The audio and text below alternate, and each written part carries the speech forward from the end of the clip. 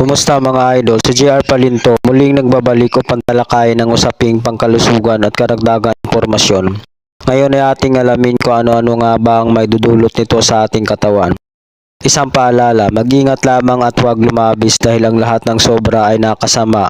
Maging mapanuri sa paggamit kung anong klaseng herbal ang nararapat sa sakit.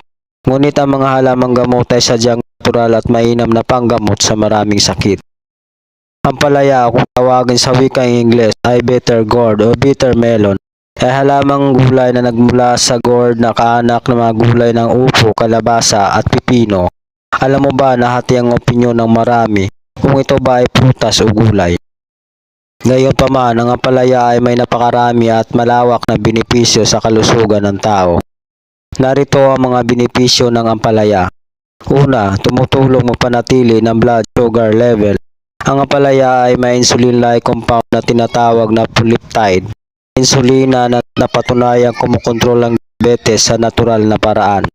Ayon sa pag-aaral noong 2011 na itinala sa Journal Ethnopharmacology na nagkaroon ng 4 na linggong trial na nagpakita ng 2,000 mg ng ampalaya kapag kinonsumo ng regular ay nagpapabawas ng blood glucose level ng mga pasyente na may type 2 diabetes.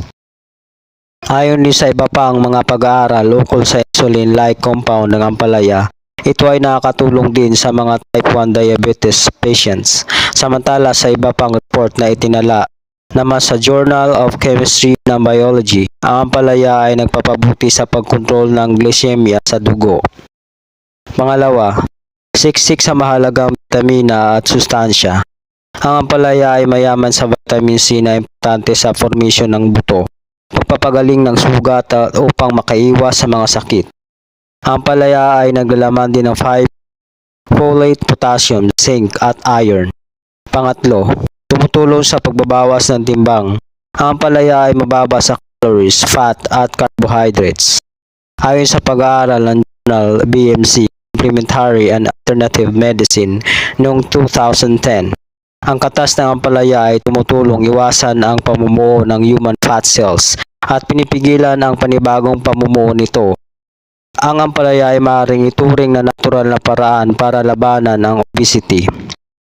Pang-apat, pinalalakas ang immune system. Ang antioxidant na nilalaman ng ampalaya ay nagsisilbing makapangyarihan na depensa ang mekanismo laban sa mga sakit at free radical sa katawan ng tao. Hanggang dito na lang mga idol. Kung nagustuhan mo ang video natin ngayon, huwag kalimutan ni-like at follow naman para sa pagpapalaganap ng higit pang impormasyon. Salamat mga idol, hanggang sa muli.